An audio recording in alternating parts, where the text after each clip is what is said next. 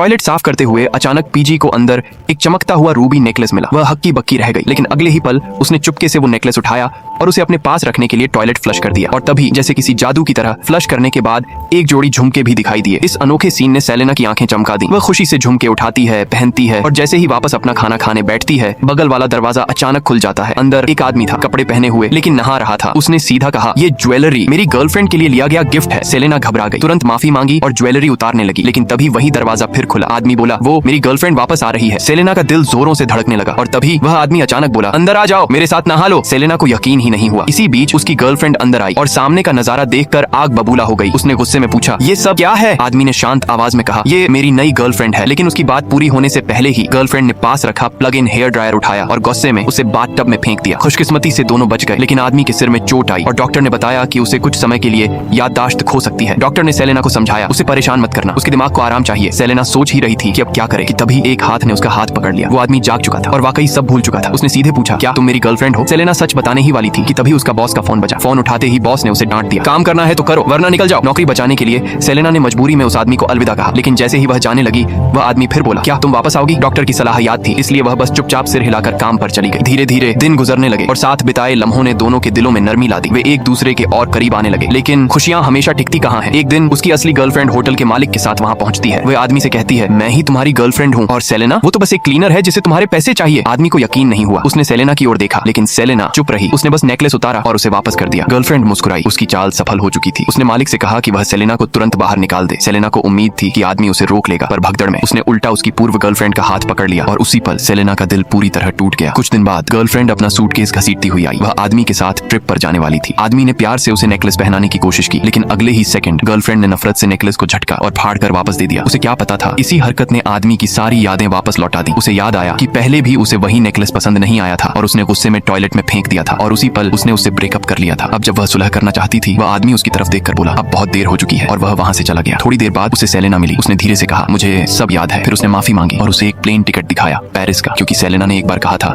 कि वह वहां जाने का सपना देखती है। ये देखकर सेलेना के दिल में जमा सारा दर्द पिघल गया। उसने उसे माफ कर दिया और अंत में दोनों ने साथ में अपनी बेशर्म, बिंदास और खूबसूरत जिंदगी जी।